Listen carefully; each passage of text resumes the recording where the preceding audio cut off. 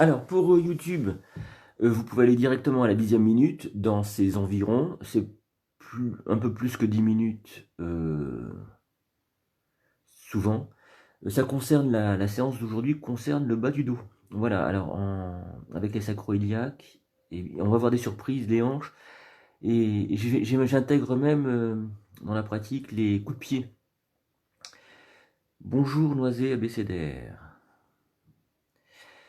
Donc c'est surprenant, et c'est toujours les liens qu'on peut faire dans le corps qui sont intéressants avec le yoga, la pratique du yoga, qui est une compréhension très fine des mécanismes de ceux qui nous composent.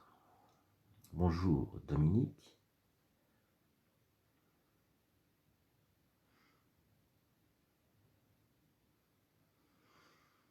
Et donc on verra particulièrement les sacro-iliaques. Qu'est-ce que c'est que les sacro-iliaques? Ce sont des petites articulations à l'arrière du corps, dans le bas du dos, qui sont en contrepoint des hanches, qui est à l'avant. Alors avant-arrière, ça ne veut pas dire grand-chose, mais on peut les situer quand même comme ça pour en avoir une idée plus précise.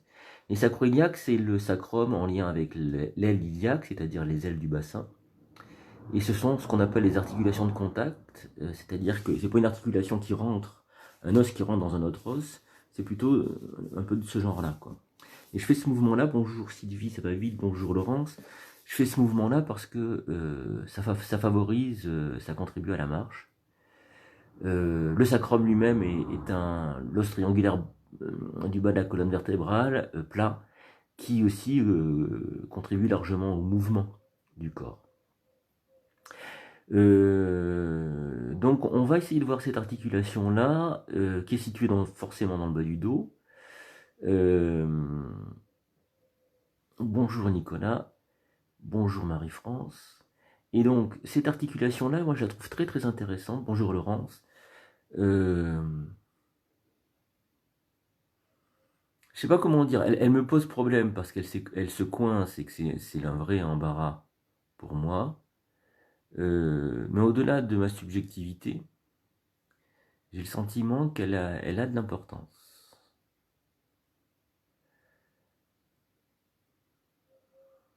Je suis un peu fatigué ce matin, c'est le 1er mai, c'est la fête du travail.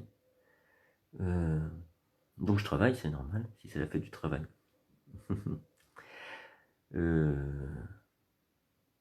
J'ai plein de choses à faire ce matin dans la pratique, j'ai pensé à plein de trucs. Je sais vraiment pas, il y a trop de choses, hein, je sais vraiment pas comment ça va s'organiser. On verra. Ce qu'on va aussi étirer, c'est un petit nerf du haut de la cuisse. C'est pas un nerf, je dis une bêtise. Un ligament. Donc on va pas l'étirer, on va le déplisser. Le ligament iléo-fémoral. À ma connaissance, il n'y a que André van Lisbeth qui en parle dans la pratique. Je l'ai jamais retrouvé ailleurs. Je veux dire explicitement. Donc ce serait un petit ligament qui serait rattaché au bassin et au fémur, l'os de la cuisse. Et lui, on va l'étirer aussi, et voilà, ce sera un moyen de l'étirer. Et donc on va voir que tout ça joue ensemble. Alors, je vous ai dit que c'était subjectif, donc je vous parle un peu de mon point de vue donc subjectif, qui n'est pas forcément égocentrique. Hein. Si on pratique bonjour,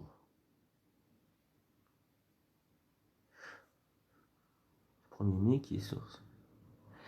Bonjour Delphine, bonjour Véronique. Oui,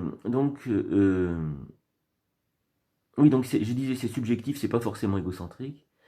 Quand on pratique le yoga avec un peu d'intensité, un peu régulièrement, on fait ses propres liens et ses propres liens de pertinence.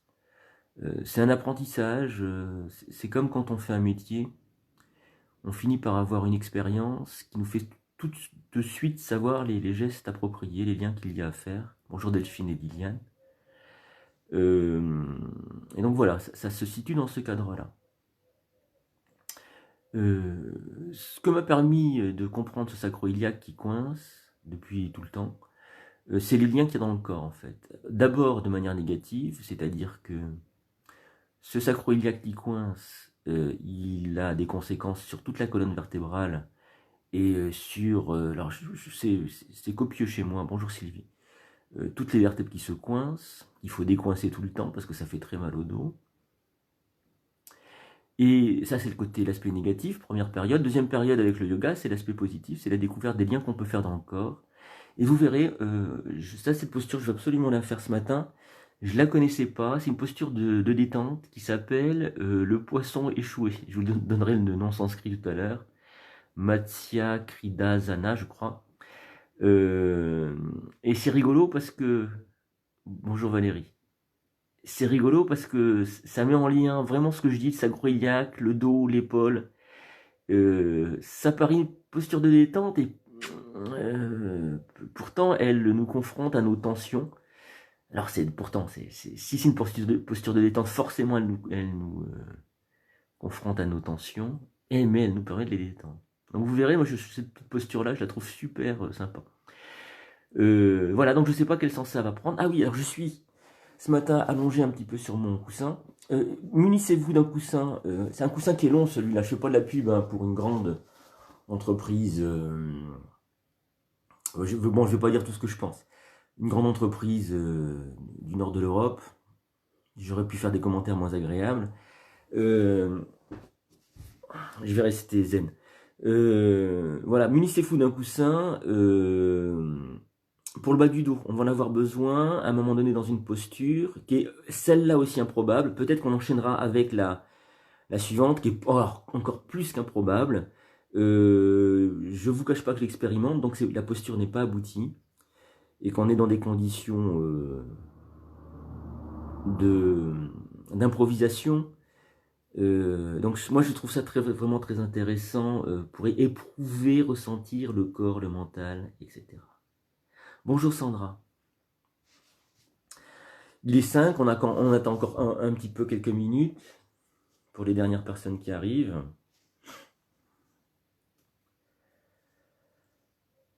Ce matin, je suis un petit peu essoufflé, je ne sais pas pourquoi. Peut-être un petit peu d'oppression. Si ça vous arrive d'être un petit peu étouffé, là, je pense que c'est un peu la fatigue ou l'angoisse, des choses comme ça. Il n'y a pas d'angoisse, en tout cas pas consciente. Ce qu'il faut faire, c'est pas se battre contre le souffle. Je vous le dis au passage, c'est au contraire d'avoir une respiration très petite. Vous savez, comme quand vous respirez quand on respire le parfum de sa fleur préférée. C'est très délicat.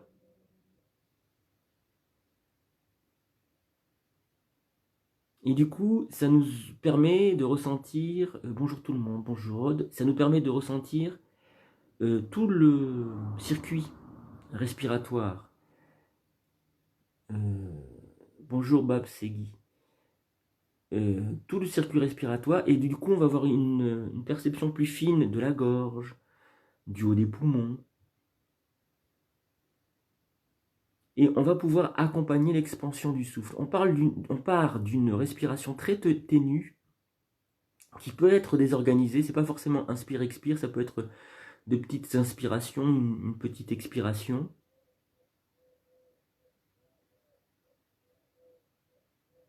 Et du coup, on voit les interactions du souffle avec les muscles, les articulations, les os qui environnent les poumons, et ça peut être drôlement intéressant. Je vous conseille ça. En fait, d'aller toujours dans le sens de ce qui est proposé par le corps pour ensuite le transformer. Alors le corps et le mental, c'est la même chose en l'occurrence. On y est presque, encore une petite minute. Je rappelle pour les gens qui arrivent, tac, prenez un petit coussin. À la fois un petit peu épais, mais pas trop quand même, parce qu'on en aura besoin pour le bas du dos. Ça va être vraiment un outil indispensable. Et là, on va se rendre compte, dans une posture, à quel point on peut être handicapé par force d'habitude, de mauvaises habitudes de confort. Vous verrez, je le rappellerai à ce moment-là, le corps dont nous disposons, la plupart d'entre nous, je parle, est loin d'être complètement viable, quel que soit l'âge. Ça, c'est certain. Et c'est le produit direct de l'environnement dans lequel on vit, qui est plutôt confortable, et c'est heureux, mais le corps aurait besoin d'un peu plus d'inconfort. Voilà. J'aimerais vous dire aussi quelque chose sur la pratique elle-même par rapport aux possibilités et aux impossibilités. Hier, j'ai pas pu aboutir dans la posture du pan, alors que je la faisais ces derniers temps avec un grand plaisir, une grande voilà. Et j'y reviendrai plus tard, pas pour me justifier, parce que j'ai plaisir à, ça paraît paradoxal, mais j'ai plaisir à pas aboutir bonjour Marie-Odile, à ne pas aboutir dans toutes les postures. Pourquoi? Eh bien parce que ça me renseigne directement sur ma forme. Et c'est ça peut-être dont je vous reparlerai dans les prochaines vidéos. Parce que il se passe des trucs pour moi. Et je veux donc au plan corporel et au plan psychique. Et je ne sais pas comment l'organiser pour vous le dire, pour que ça soit pas encore une fois un propos qui soit perçu comme égocentrique, mais que ça soit un moyen d'échange et de réflexion, pour trouver une possibilité d'écho en vous-même dans cette période de confinement. Voilà. L'idée, c'est toujours l'idée de l'acceptation. Pourquoi? Parce qu'elle nous emmène sur autre chose. Le monde va mal, par exemple, ou mon monde va mal, et je le refuse. Je rate la cible, je passe à côté. Et puis mon monde va mal, ou le monde va mal, et je l'accepte. C'est l'opportunité, cette acceptation, c'est une porte ouverte, réellement, c'est l'opportunité de toute autre chose. Et c'est ça qu'on nomme transformation. C'est peut-être ça aussi qu'on pourrait nommer liberté. Et alors je vous rappelle, je crois qu'il y a beaucoup de monde, là je vais commencer tout de suite.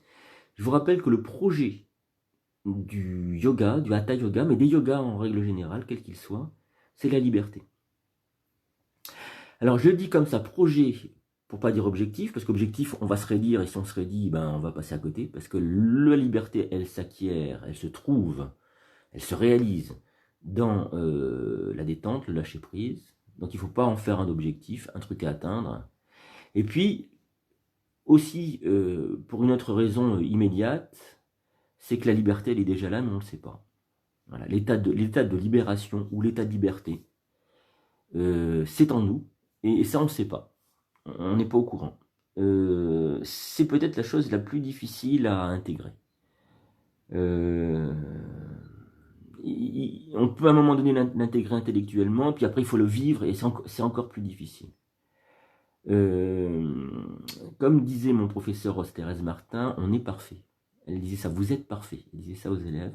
Et en effet, on l'est et on ne le sait pas. On est parfait du point de vue de cette liberté qui est en nous, cette liberté d'être. Voilà. Alors, je dis être en l'état et être en action.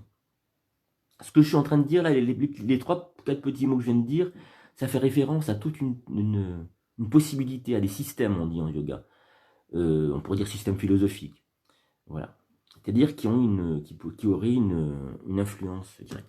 Je sens de l'impatience parmi certains d'entre vous. Alors, on y va. Tout de suite. N'oubliez pas, je rappelle votre petit coussin. Aujourd'hui, on travaille sur le bas du dos.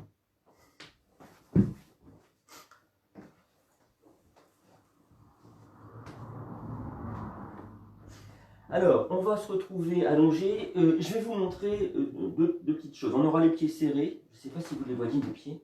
On aura les pieds serrés, collés l'un contre l'autre, les orteils tirés vers soi.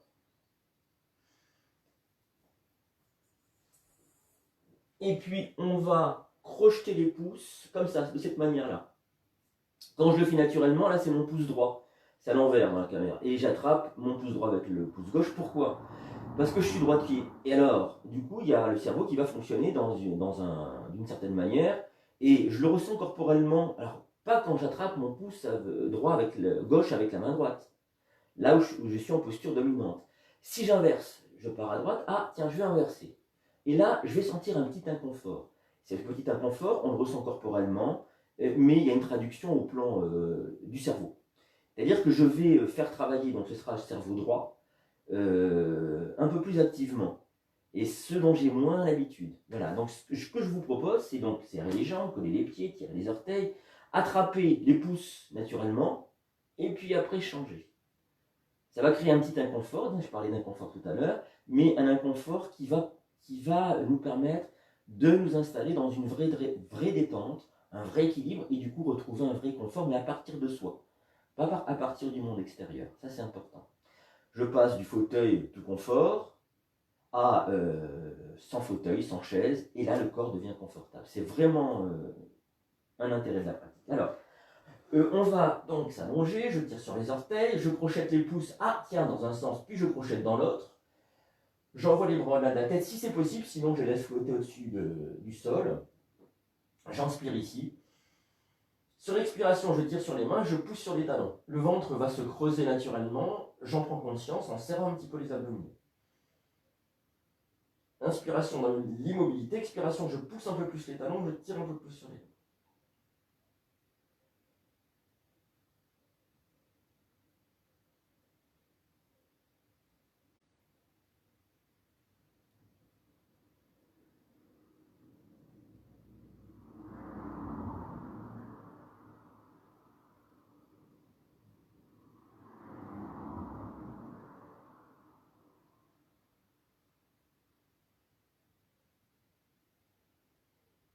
Et je ramène les bras le long du corps. Épaules basses, paume de main tournée vers le ciel, je relâche tout.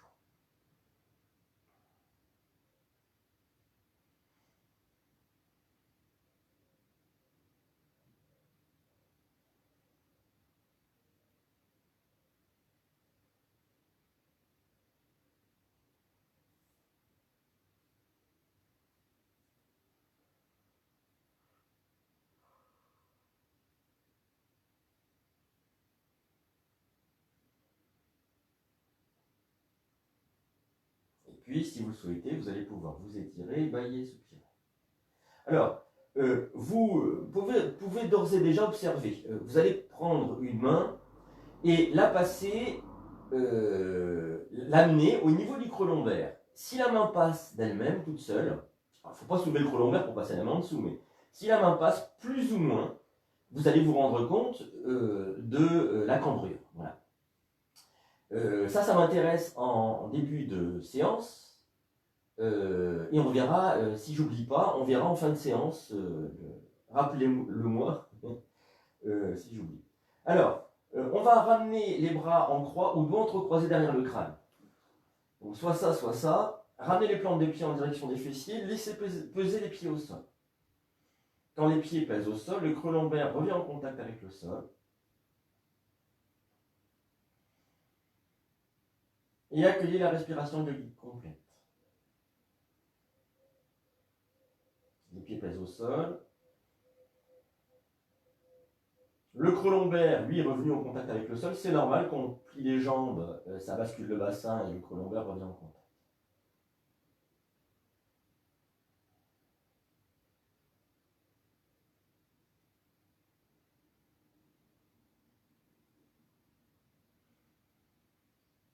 Quand c'est le moment pour vous, expiration, les genoux vont à droite, visage à gauche. Inspire, je remonte, genoux, visage de face.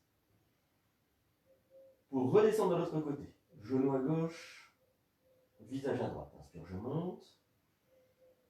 Expire, je descends. Je suis au rythme du souffle.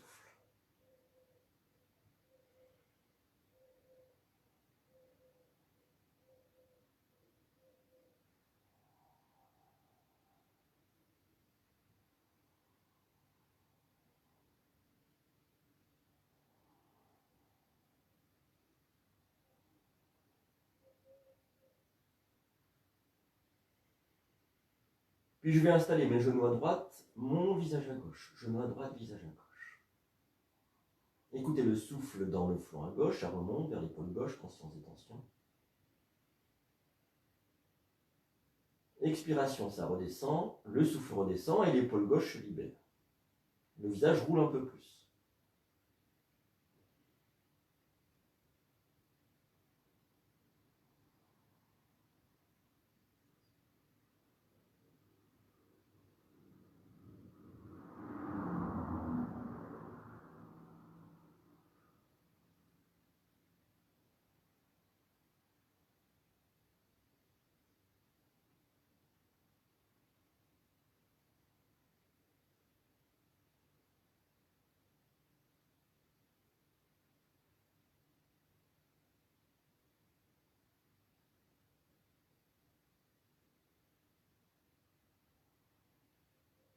Je vais inspirer, remonter les genoux, le visage de face. Pour redescendre de l'autre côté, genou à gauche, visage à droite. Immédiatement, mettez-vous à l'écoute du souffle dans le flanc à droite.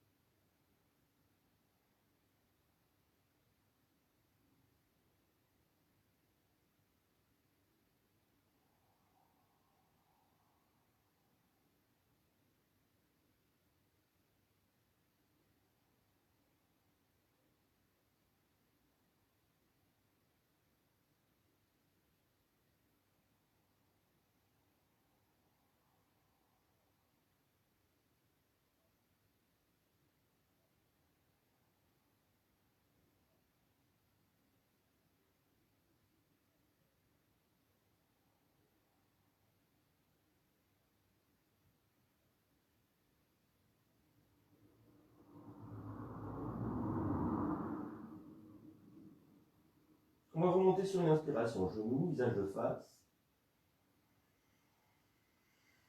Attrapez le crâne dans les mains, doigt en direction de la nuque. Coude en direction du ciel, je soulève la tête, je bouge les épaules de droite et de gauche pour bien libérer les muscles qui longent la colonne vertébrale. Puis je vais redérouler la colonne, les épaules, le crâne au sol, bien pesant dans les mains. Les bras qui reviennent le long du corps, les épaules basses, paume de main tournée vers le ciel.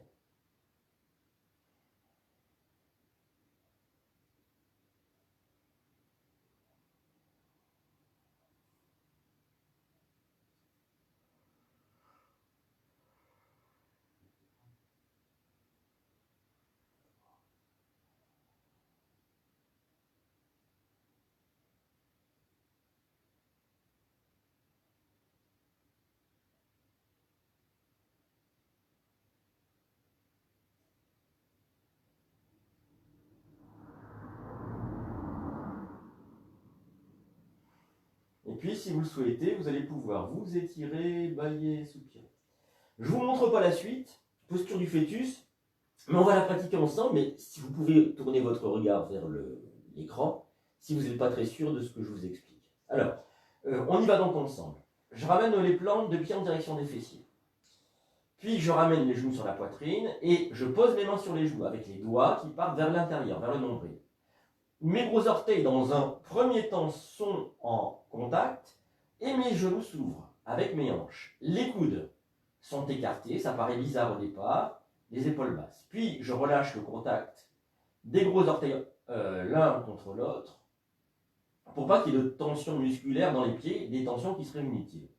L'angle des cuisses est bon, la cuisse droite part vers le côlon ascendant dans le ventre à droite, et la cuisse gauche part vers au-dessus du côlon descendant dans la cuisse gauche, au niveau de la cuisse gauche, dans le ventre, pardon. Alors, les mains sont posées, elles créent un poids déjà qui tracte, qui tire les cuisses vers le ventre.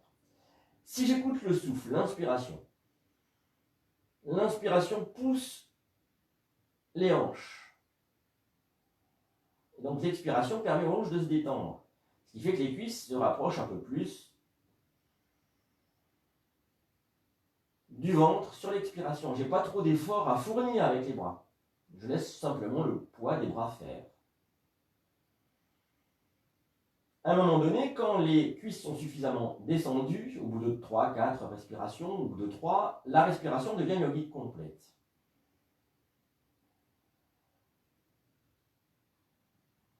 Elle s'installe dans la colonne vertébrale et c'est toute la colonne vertébrale qui va pouvoir s'étirer. L'inspiration remonte, l'expiration descend. La nuque se positionne de manière étirée. Il y a un petit mouvement de tête qui peut se faire. Les cuisses continuent de descendre sur la poitrine.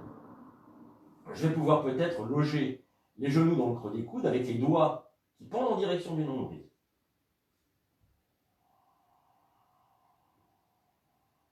À ce moment-là, la respiration est toujours yogique complète, mais étant donné la pression exercée sur le buste par les cuisses, la pression de l'inspiration est beaucoup plus intense, elle semble emplir tout le ventre, toute la poitrine, et sur l'expiration, c'est tout le dos qui se redépose au sol. Notamment le coccyx, sacrum, le bas du dos, et il y a une interaction qui agit entre les hanches qui vont dans un sens avec les cuisses et le bas du dos qui va dans l'autre sens.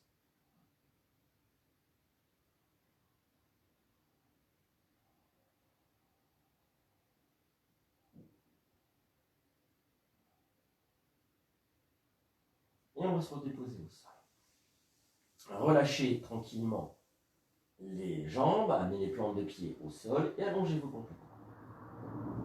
Les épaules sont basses, les paumes de main tournées vers le ciel.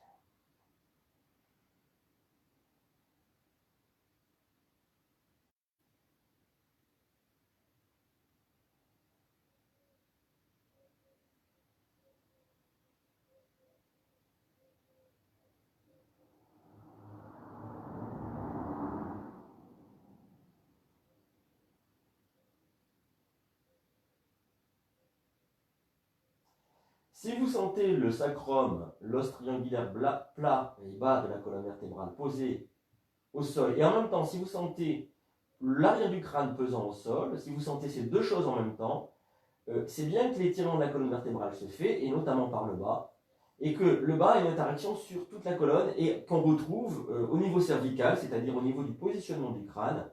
Dès que le sacrum est bien posé, l'arrière du crâne aussi. Alors à ce moment-là, on peut repasser la main dans le bas du dos. Est-ce que le creux lombaire est revenu en contact avec le sol, plus ou moins, hein? Et en effet, il s'est passé quelque chose à ce moment-là. La courbe vertébrale, qui pouvait être importante, elle s'est réduite. Elle existe toujours, mais elle est réduite.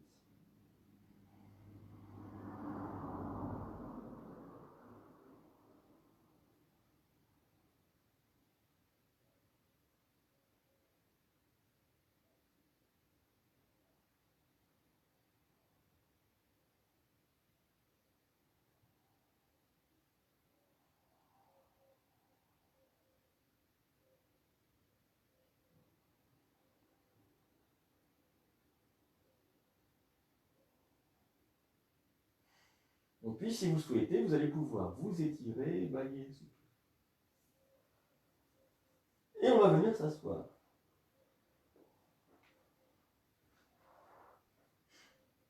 Alors, vous allez poser les mains à l'arrière du corps, à plat, avec les doigts qui partent sur les côtés.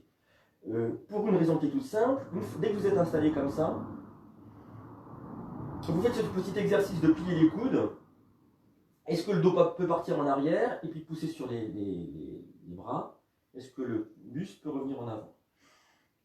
Si vous avez les doigts qui partent vers l'arrière, ce sera impossible. Ce ne sera pas dans le sens de la plie. Alors, on va pratiquer ensemble. Vous allez voir, c'est un petit peu particulier. Là, on va étirer ou déplisser le ligament iléo-fémoral, le fameux, qui est dans cette zone-là. Et il y a le haut des cuisses aussi, vous savez, les muscles des cuisses qui s'accrochent par là, dans cette zone-là. Et des fois, on est certain d'avoir des crampes par là. Alors, c'est ça que ça va travailler aussi plus particulièrement. On y va donc ensemble, on a le corps le plus redressé possible, ok, le buste le plus redressé possible, on va plier les coudes, donc ça part en arrière, on lève la jambe droite, le pied est en porte-manteau. Alors la jambe, il faut qu'elle reste à cet endroit-là, expire, je mets le pied en danseuse et je pousse sur les mains, c'est là que ça tire dans le haut de la cuisse. Inspire, expire, inspire, expire, et on repose. Alors, voilà, je fais des petits mouvements comme ça parce que c'est une fragilité que j'ai, ou une fragilité, on va dire ça comme ça, ça a tendance chez moi à se contracter très fort. Voilà.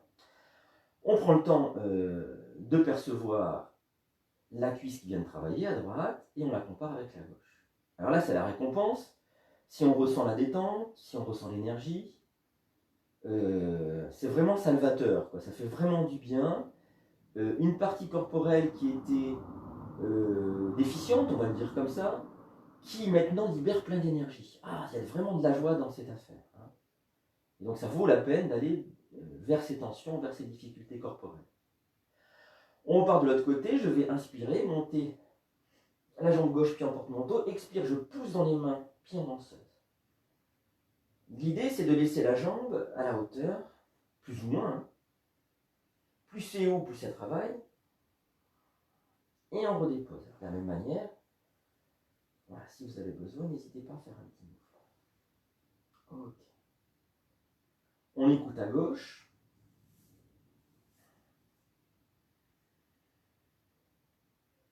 Alors, tout ce qu'on va faire sur le bas du dos, alors quand je dis le bas du dos, ça peut être aussi le bassin, ça peut être aussi le bas-ventre, les hanches, voilà. Quand je dis le bas du dos, il y a tellement d'interactions, et puis après ça va dire le haut du dos et les épaules, vous allez voir à un moment donné, donc ce bas du dos, il a une interaction avec le haut du dos.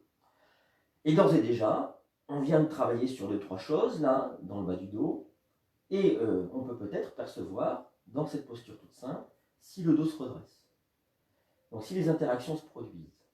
C'est ça qui m'intéresse dans la pratique. Ce n'est pas juste une articulation ou une partie du corps. Ok, si tout va bien, on s'étire, on peut bailler, on peut soupirer et puis on va enchaîner. Alors l'enchaînement c'est ça. Vous allez voir, c'est bizarre cette affaire. On va travailler sur les coups de pied pour s'intéresser au bas du dos. Alors, si vous pouvez vous asseoir comme ça, vous vous asseyez comme ça.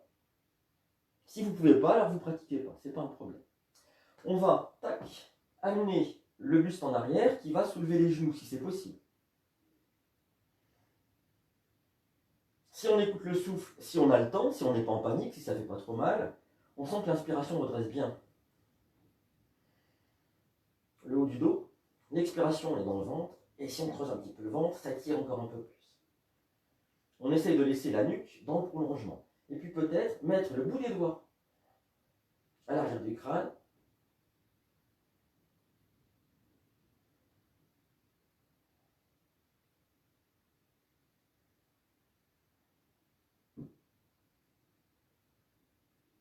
Et on va se reposer au sol. Alors ça c'est super.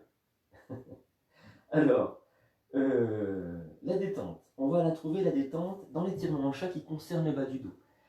Aussi, alors, vous pouvez écarter plus ou moins les genoux en fonction de l'ampleur du ventre. Et c'est vrai qu'en cette période de confinement, je ne sais pas vous, mais moi, il a pris un peu d'ampleur ce ventre. Alors, vous allez envoyer les mains loin, loin, loin devant, le front au sol, ou en direction du sol.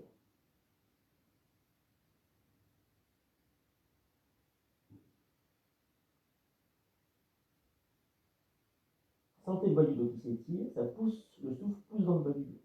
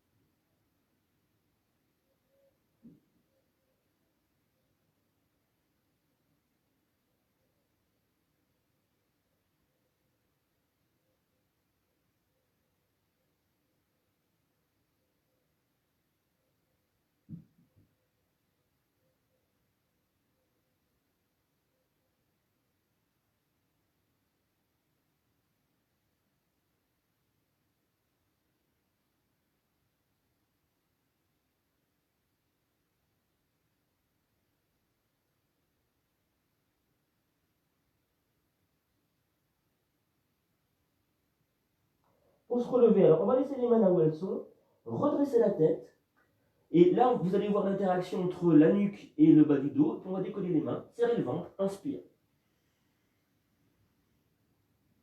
Et on ramène le dos des mains sur les genoux. Alors désolé pour les personnes, j'y pense sincèrement, les personnes pour qui tout ça c'est compliqué. Hein. Quand on pratique le yoga, on fait le yoga pour une multitude de gens, pour un groupe, forcément, dans le groupe, il y aura des gens qui auront des difficultés dans les coups de pied, par exemple, et qui ne pourront pas accéder à ces postures.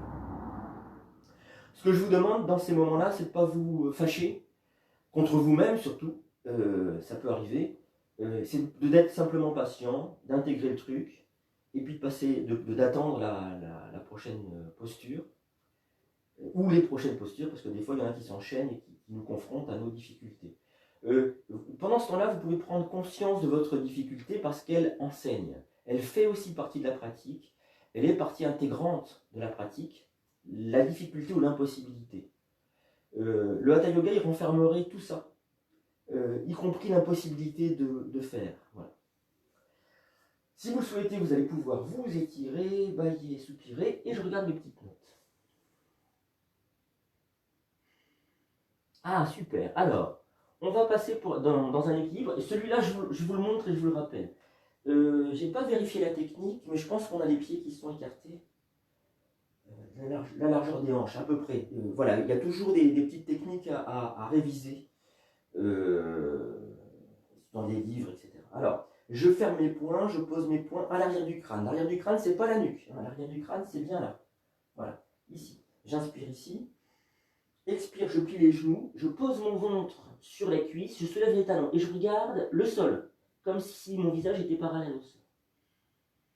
L'inspiration redresse le haut du dos, l'expiration étire le bas du dos. Alors, je vais tenter quand même avec les pieds serrés pour être sûr. Donc c'est bien ça, les pieds sont bien écartés de la largeur des hanches. Voilà. Alors, on y va ensemble si vous voulez bien.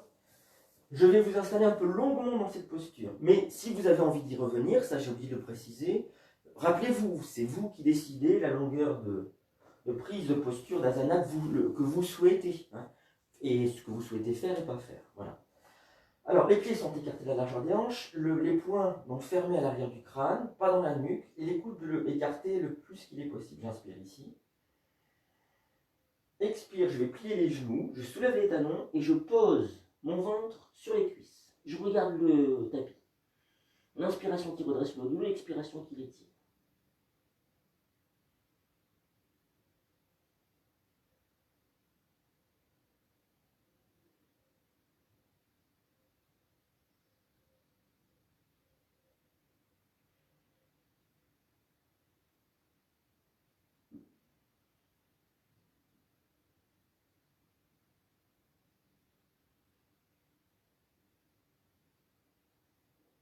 On va inspirer en serrant le ventre pour remonter.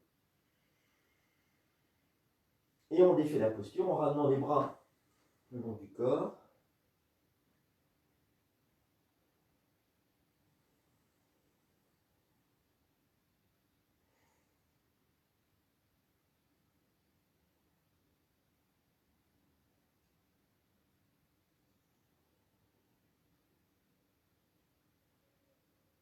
Alors, faites attention, veillez à ce que les pieds soient bien parallèles sur une même ligne.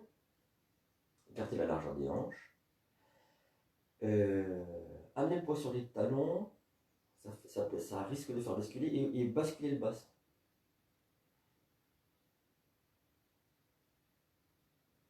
Il n'y a pas grand chose à faire, hein. On est d'accord. On risque d'enchaîner les équilibres, je me rends compte, dans la partie debout. On va voir. Hein.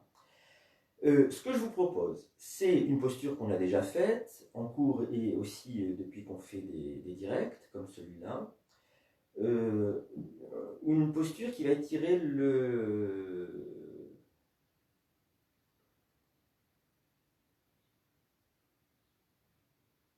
psoas ciliaque. Voilà, ça m'est revenu. Psoas ciliaque de muscles. Il y a deux psoas ciliaques de chaque côté. On dit un psoas ciliaque, mais c'est deux muscles. Un qui s'accroche à peu près ici au niveau des lombaires. Que les lombaires sont plus basses, à peu près dans cette zone-là. Ça couvre vraiment pas mal de lombaires. Qui passe par-dessus, qui va s'accrocher au muscle à l'os de la cuisse, au fémur. Et puis l'iliaque qui tapisse la l'iliaque, qui rejoint le psoas et qui va s'attacher. Alors ces muscles, ou ce muscle, on va le dire comme ça au singulier, c'est celui qui permet de décambrer. La pratique, elle est toute simple.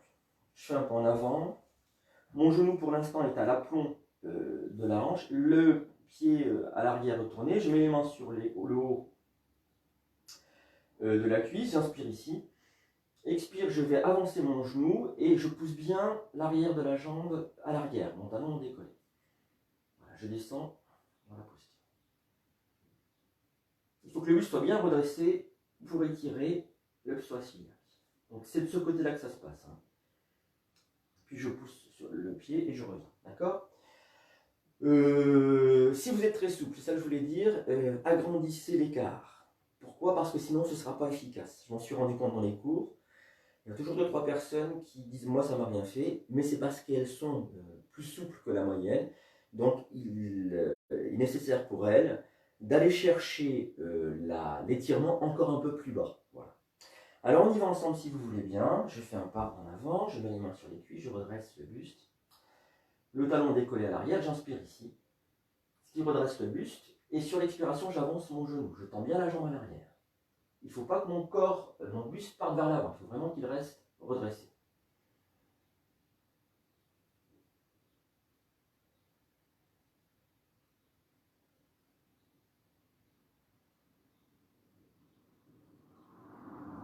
On pourra inspirer, pousser dans la jambe avant pour ramener le pied arrière. On a peut-être eu l'occasion de voir, alors bien sûr c'est fort sur la cuisse, sur le genou, on aura peut-être eu l'occasion de sentir aussi à l'arrière le fameux sacroiliac dont je parle depuis le début de la séance. Voyez si vous avez des sensations, elles peuvent être devant ou derrière.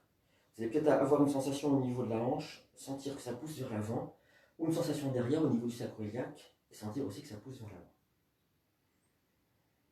Souvenez-vous, si vous n'avez pas de sensation, c'est pas grave. Hein. C'est pas que la sensation n'est pas là, c'est qu'on la conscientise pas. Et ça fait aussi partie de la pratique du Hatha Yoga.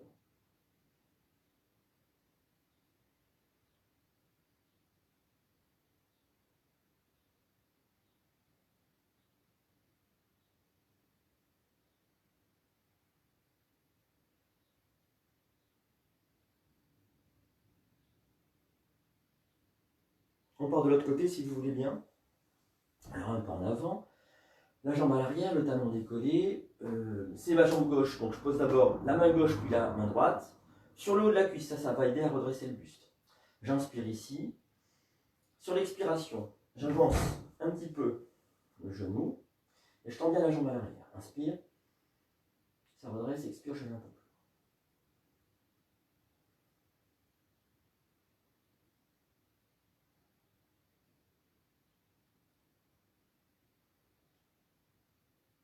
Quand on veut revenir, inspire, on pousse fort et on ramène la jambe.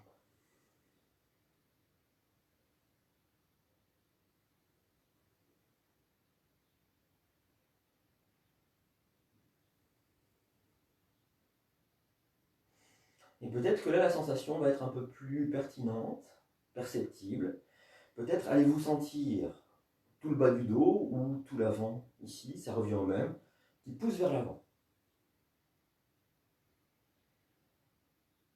Je peux vous garantir que si on se retrouve au sol, on verra bien que le bas du dos est soit complètement à plat, soit vraiment est revenu en direction du sol.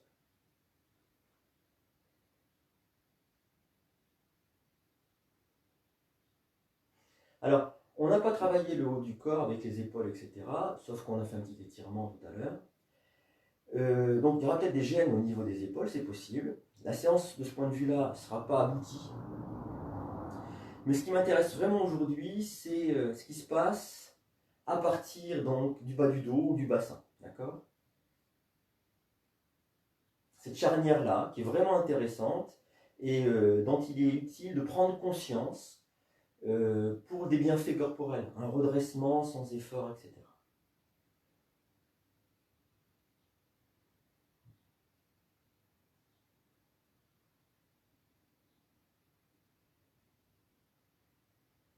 Et puis on va pouvoir s'étirer, bailler, soupirer.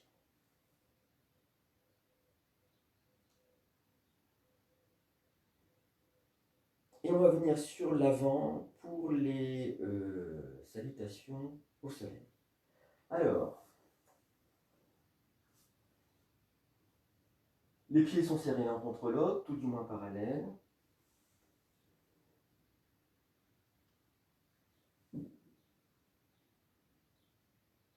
On va imaginer comme des racines qui sortent de nos plantes de pied qui vont nous enraciner profondément dans la terre, au centre au cœur de la terre.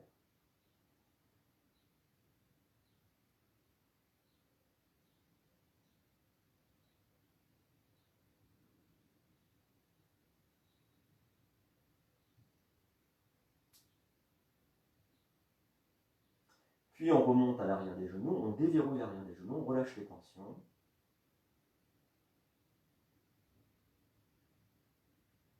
Et on accueille les mouvements du corps jusqu'à ce que le poids vienne sur les talons. Et vous allez voir, quand le poids va venir sur les talons, souvent on perd l'équilibre de manière assez violente. Et là, pas du tout. Pourquoi? Et parce qu'on a déjà décambré. On a vraiment produit des exercices qui produisent eux-mêmes des effets sur ce bas du dos. Les mains viennent en namasté, au niveau du cœur. J'inspire ici. Expiration, les coudes se rapprochent. Inspire, les bras montent. Expire, flexion vers l'avant, je le pied. Mon pied droit, loin derrière, inspire. Le pied gauche à hauteur du droit, la montagne dans l'expiration. Genou au sol, inspire ici. Expire, je m'étire au chat. Inspiration, cobra. Expiration, la montagne. Mon pied gauche qui vient entre mes deux mains, inspire. Le pied droit à hauteur du gauche, le front en direction des genoux, expire. Serrez le ventre pour remonter, inspire. Expire.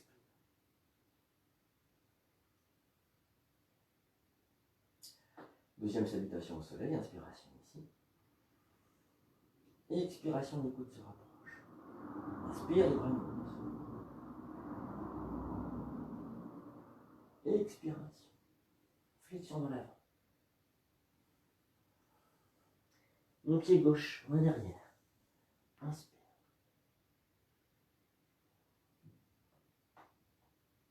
Le pied droit à hauteur du gauche, la montagne dans l'expiration. Genou au sol, inspire ici. Expire, je m'étire en chat. Inspiration, cobra.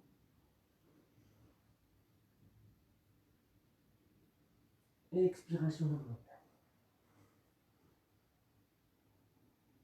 Mon pied droit entre mes deux mains, inspire.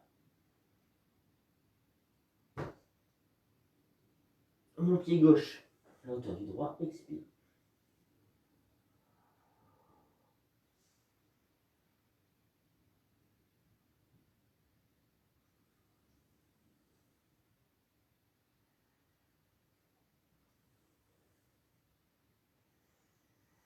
Inspire ici, expire, je rapproche les coudes. Inspire, les bras montent. Expire, flexion. Mon pied droit, loin derrière, inspire.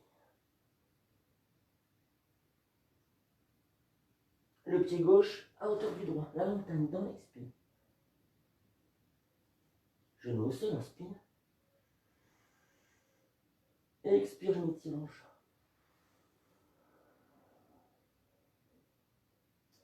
Inspiration, cobra. Expire, la montagne. Mon pied gauche entre mes deux mains, inspire. Le pied droit à hauteur du gauche, front en direction des genoux, expire.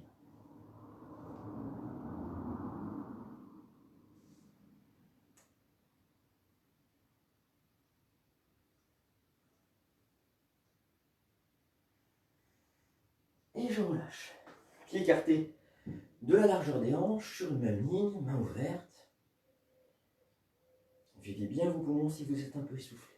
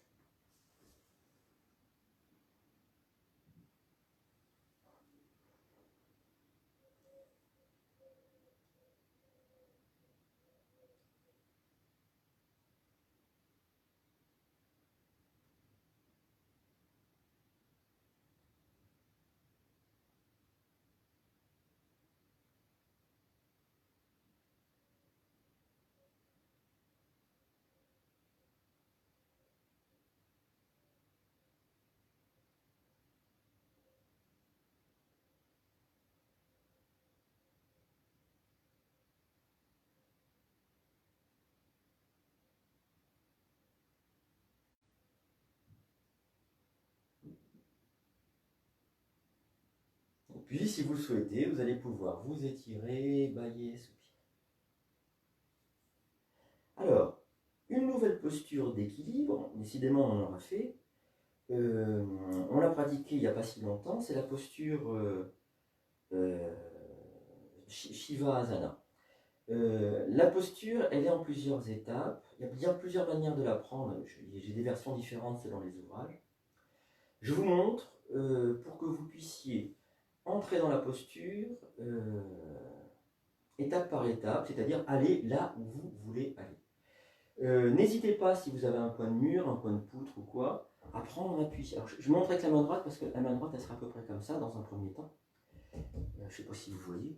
Et donc, du coup, voilà, c'est un léger appui, ça peut tout sauver pour un équilibre. Et puis, il y a tous les bénéfices d'équilibre. Alors, je vous montre. J'ouvre mon pied gauche. Je transfère mon poids dans le pied gauche. Je m'occupe que des jambes pour l'instant. Ma jambe gauche est pliée, il faudra qu'elle le reste. Et j'amène la plante de pied droit, donc jambe pliée, devant le genou. C'est pas en contact, je ne prends pas appui, d'accord. Je suis juste à 20 cm. Je pose ma main gauche sur le côté de la jambe droite et j'amène ma main droite à hauteur du visage. Il y a des postures qui sont comme ça, on ne pose pas la main, vous voyez. C'est des petites variantes. Et puis je vais tourner mon visage vers la main droite et après je vais tirer avec la main gauche. Je vais arrêter de parler là parce que ça nuit à l'équilibre.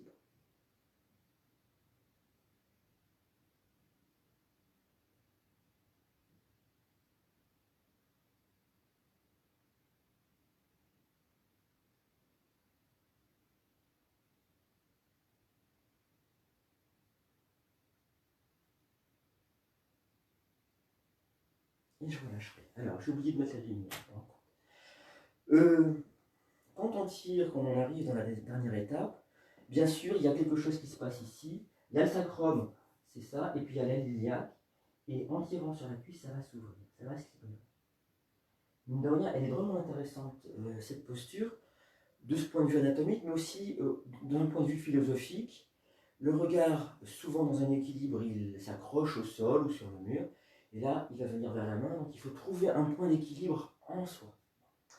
À vous de jouer maintenant. Alors vous allez avancer pied gauche, plier la jambe gauche, il faut qu'elle reste pliée cette jambe gauche. Amenez la plante de pied droit devant le genou, la main gauche posée sur le côté droit du genou, à l'extérieur, et la main droite à hauteur du visage.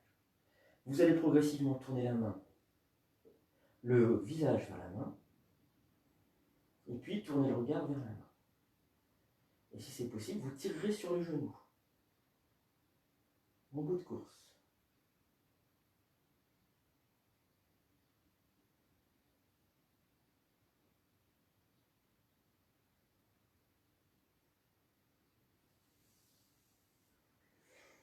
Quand vous avez besoin, vous vous reposez. Alors, j'ai parlé du sacro-iliaque, mais l'histoire de cette main, c'est comme se rencontrer. C'est comme aller à la rencontre de soi-même, puisqu'on n'est plus ancré au sol, on est ancré en soi. On trouve un point de stabilité en soi qui est très fort. C'est peut-être apprendre à se faire confiance. Le fait que ça soit lié en bout de course avec le sacro-iliaque, peut-être que cette articulation, elle a une importance symbolique au-delà de ce que j'en sais pour l'instant.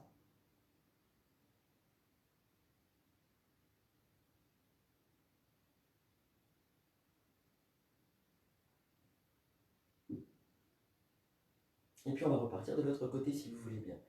Le pied droit, jambe pliée, jambe droite pliée, vous amenez la plante de pied gauche devant le genou droit, pas contre, hein, devant, un espace. Vous posez la main droite sur le côté du genou et déjà vous sentez la torsion dans le bas du dos. La main gauche à hauteur du visage. Je tourne progressivement mon visage vers la main. Puis je regarde la main. Et je pourrais peut-être tirer sur le genou.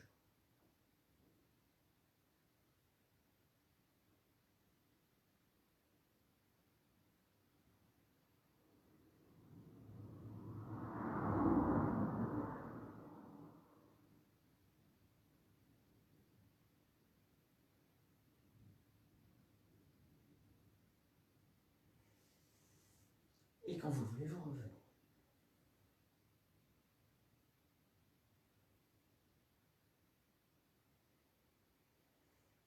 Si vous avez tiré sur le genou, si vous avez créé cet espace dans les sacroiliaques, vous devriez maintenant, je le mets vraiment au conditionnel, vous devriez, c'est pas un devoir, vous pourriez maintenant, vous auriez la possibilité de ressentir très fort le bas du dos.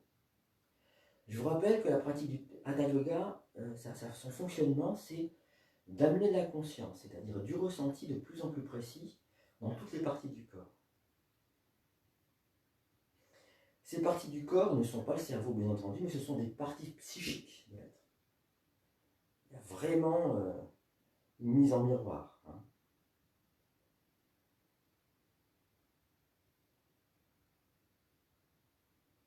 Observez comme le corps se redresse, peut-être, à partir de cette posture.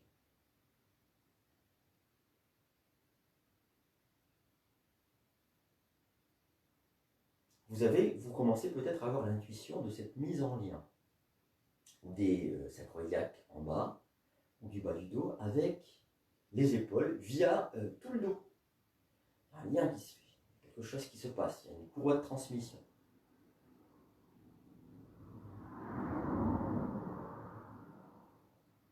Alors, pour moi, c'est un pur bonheur. C'est pas pour vous, mais de voir qu'il y a des liens d'intelligence qui se font au-delà de ce qu'on veut, de ce qu'on peut, de ce qu'on fait. On a simplement préparé le terrain pour que les choses se libèrent.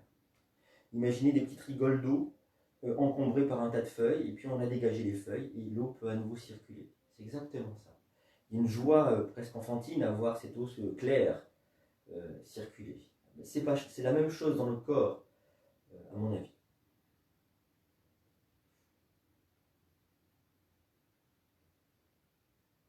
Et puis, si vous le souhaitez, vous allez pouvoir vous étirer, bâiller, soupirer, et on va se retrouver au sol. Alors, la pratique qui suit, elle me semble venir à propos maintenant. Je vous la montre. Je vérifie son nom. Elle s'appelle donc Matsya Kridasana, et ça veut dire le poisson échoué. C'est pas heureux comme. Alors, on la pratique à droite et à gauche, donc je vous montre d'abord le corps posé à droite. Je vais me mettre déjà un petit peu sur le côté. J'entrecroise les doigts, si possible mon coude qui part vers le haut, et puis je vais poser mon visage sur mes mains doigts entrecroisés. La jambe du dessus, c'est la jambe gauche, elle est en contact, jambe pliée, genou en contact avec le sol, et la jambe droite qui est en dessous, elle est allongée. Et donc c'est une posture de décontraction. Je vais simplement m'installer et respirer dans cette posture-là. Alors, je vous propose maintenant de vous installer.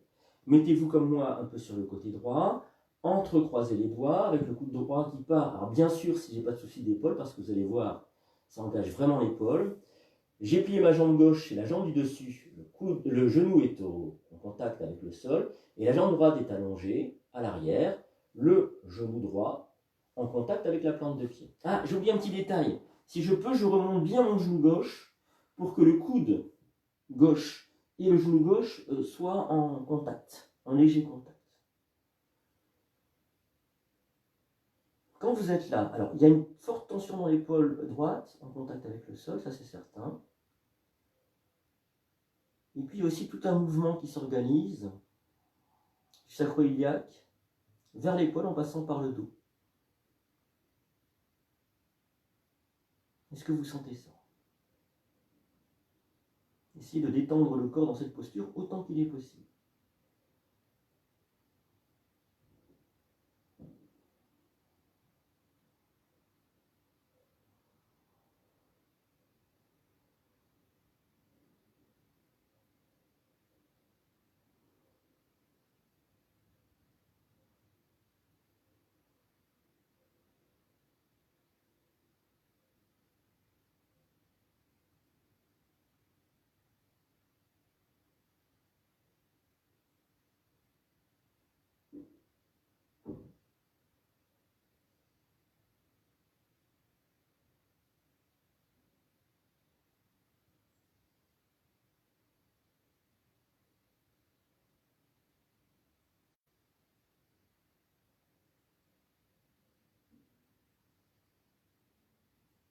Alors, on va pratiquez la posture de l'autre côté si vous voulez bien.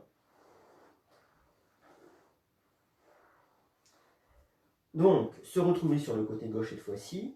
La jambe droite qui est au-dessus est pliée avec le genou droit au sol. J'entrecroise les doigts. Le coude gauche part vers le haut. Je pose alors la main, le crâne sur les mains et je monte le genou droit le plus haut possible. Si possible, le mettre en contact avec le coude droit. La jambe gauche est allongée à l'arrière. Le genou gauche en contact avec la plante de pied droit. Et j'écoute à nouveau le souffle.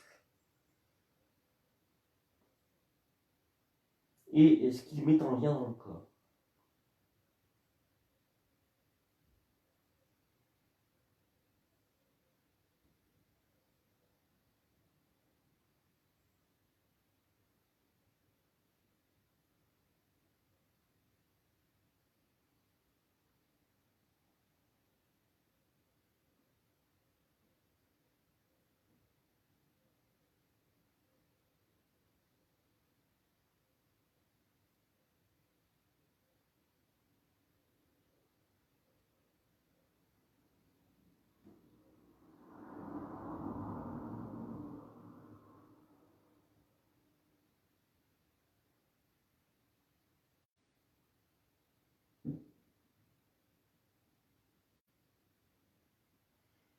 Essayez de détendre au maximum toutes les parties du corps, y compris cette épaule gauche, qui semble malmenée dans la posture. Elle l'est peut-être. Je veux dire que son étirement sollicite les muscles d'une manière inhabituelle, les articulations d'une manière inhabituelle. Cela aussi, y compris au plan cervical.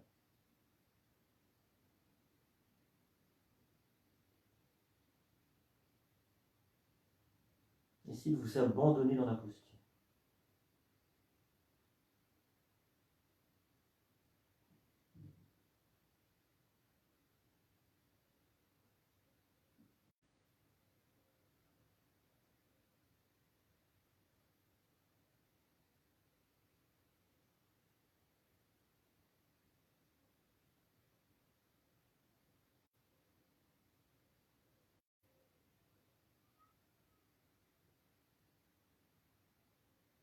Et on va relâcher la posture. On va se retrouver sur le dos si vous voulez bien un instant. On n'a qu'à rouler sur le dos, c'est très pratique. On pourra observer si le creux lombaire est en contact avec le bas du dos. Les épaules basses, les paumes de main tournées vers le ciel. Relâchez tout.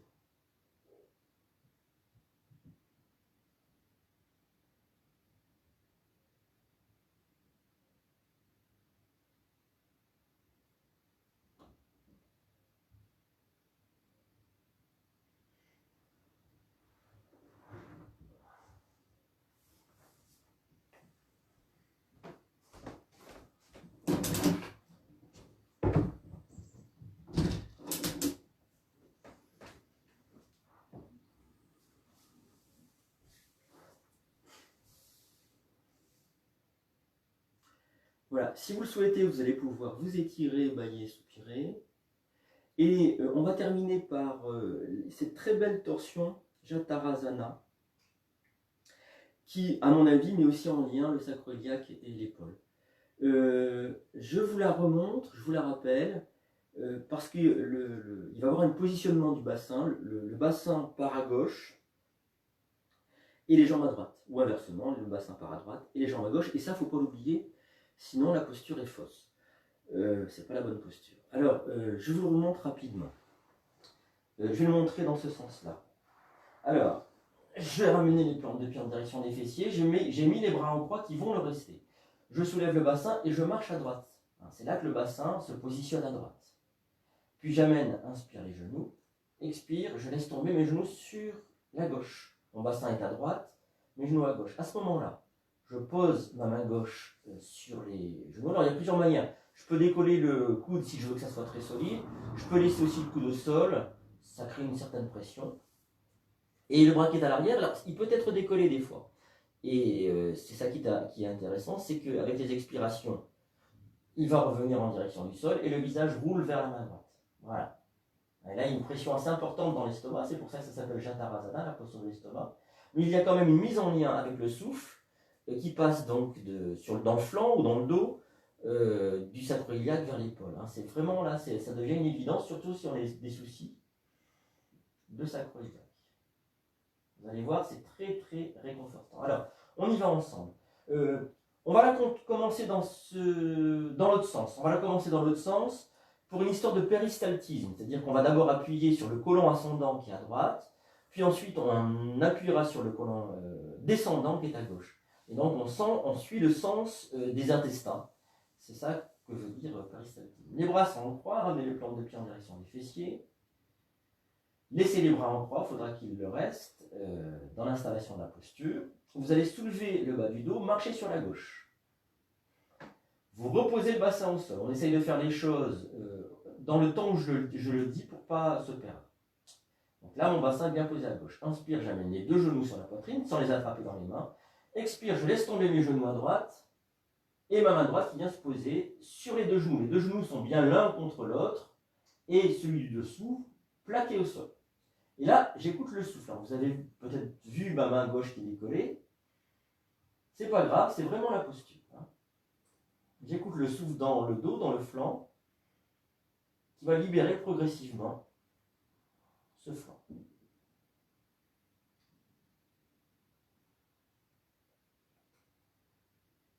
Mon visage roule vers la main gauche.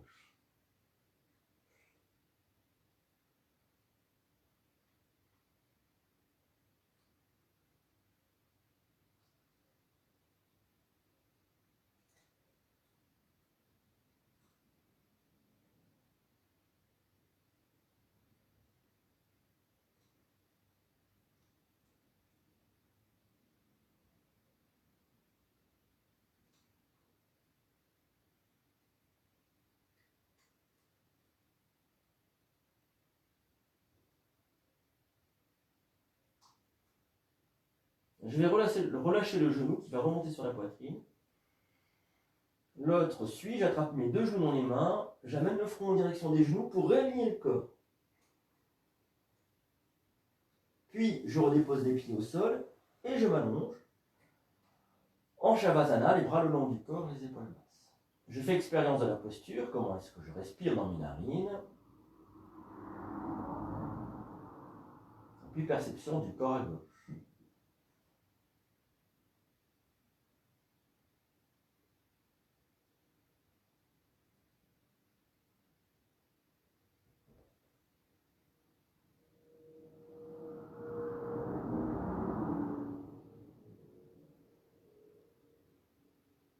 Et on repart de l'autre côté.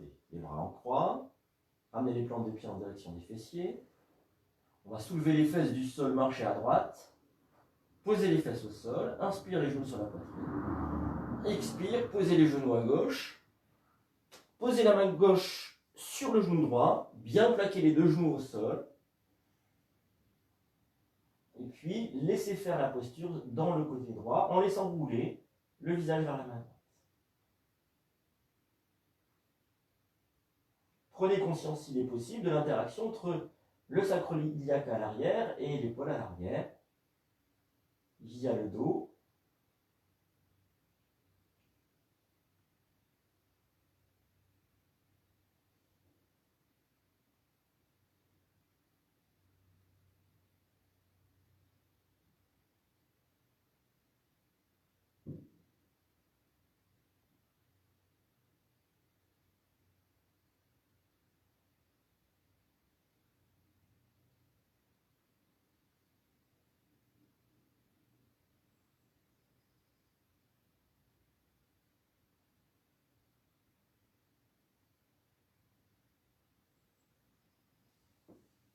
Je vais relâcher le genou droit, le gauche revient à sa suite. J'attrape mes deux genoux dans les mains et de la même manière que tout à l'heure, je réaligne le corps. Je m'allonge, les bras le long du corps, les épaules basses, les paumes des mains tournées vers le ciel. Je relâche tout.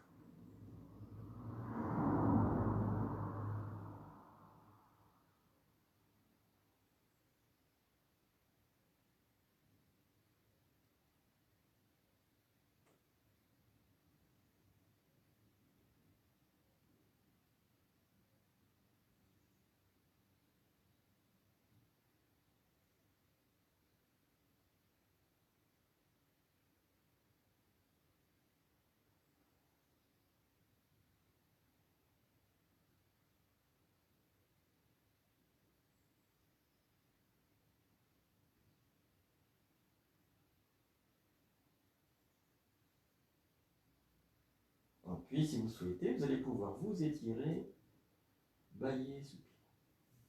Et vous installer pour la relaxation en fin de séance.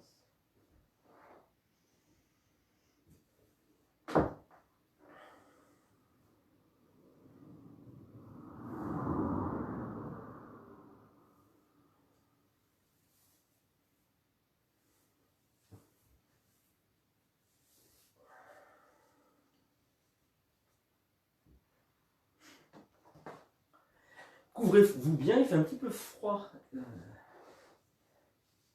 en ce 1er mai.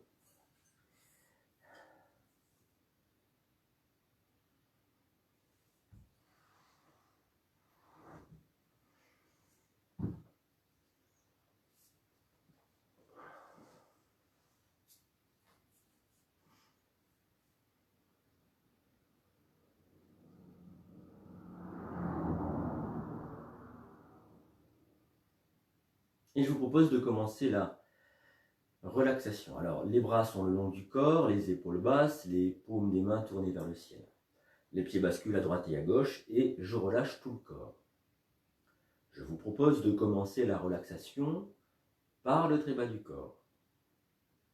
Je relâche les orteils, je détends les coups de pied.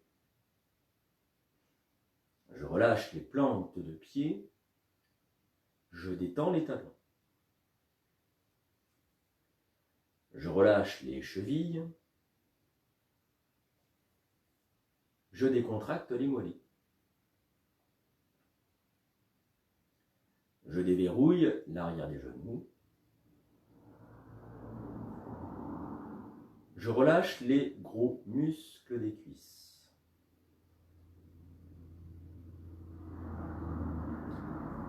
Je détends tout le bassin. Je relâche le ventre. Et puis je m'installe dans le bas du dos que je relâche à son tour. Je remonte par devant, je laisse la poitrine s'ouvrir. Au niveau du lieu du cœur, milieu poitrine. Et maintenant, je m'installe dans le haut du dos, que je relâche à son tour. Je le laisse se répandre au sol, se fondre avec le sol. Je détends la gorge, je relâche le menton. De la pointe du menton jusqu'aux oreilles, je relâche la mâchoire inférieure. J'en profite au passage pour détendre les oreilles. Je desserre les lèvres. Je laisse la langue peser dans la bouche.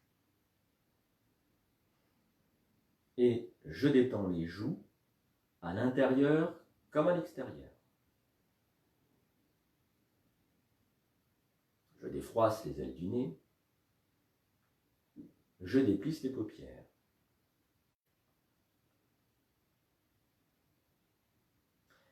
Je laisse peser les yeux dans leur cavité oculaire. Et je vais dérider tout le front comme si une grande vague déroulait de la droite vers la gauche. Je relâche tout le cuir chevelu. Je détends la nuque. Et puis je vais relâcher les doigts des mains, le dos des mains, les paumes des mains. Je détends les poignets. Je relâche les avant-bras. Je détends les coudes.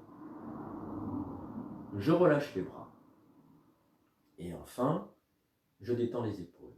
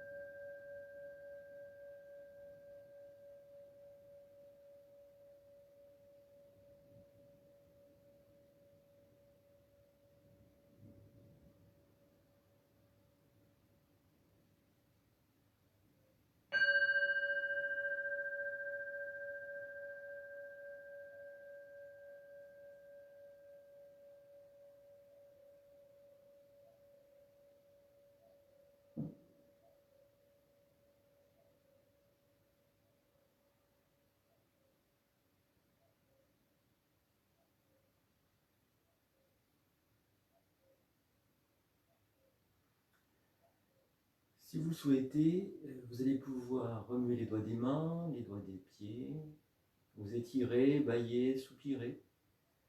Vous pourrez faire rouler la tête à droite et à gauche tranquillement, gentiment. Ramener les genoux sur la poitrine, attraper les genoux dans les mains et dessiner des ronds avec, dans un sens et puis dans l'autre, et ainsi masser le bas du dos. Et puis ensuite vous mettre en chien de fusil. Je vais vous montrer quelque chose pour demain. Je pense vous faire pratiquer ce qu'on appelle tratak. Tratak, c'est quand on fixe le regard sur une flamme. Alors, ce que je vais vous montrer, c'est le dispositif. Donc il faut que je bouge un petit peu les choses.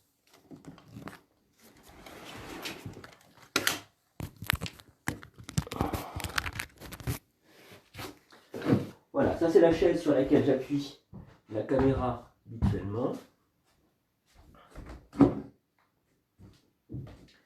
Voilà, je vais montrer de profil pour vous montrer à peu près comment ça se passe. Vous voyez là, j'ai une grosse bougie. Est-ce que ça se voit? Je crois que oui. Donc je suis en assise. Et alors il faudrait une bougie encore un tout petit peu plus haute que la flamme soit juste à hauteur des yeux. Voilà. On imagine que c'est à hauteur, on pourrait poser un livre, par exemple. Et tratak, c'est ça, c'est fixer le regard sur la bougie. Alors il y a un endroit, je vous le dirai demain, où il faut regarder, et sans cligner des yeux. Je vais vous proposer cette pratique-là pour demain. Je la fais jamais en cours parce qu'il y a des consignes de sécurité, avec des assurances, etc. Mais chez vous, vous avez une responsabilité civile certainement, ou une assurance maison tout bêtement, et donc vous pouvez pratiquer, on n'aura pas ce problème-là. C'est quelque chose qui favorise la concentration et l'intériorisation.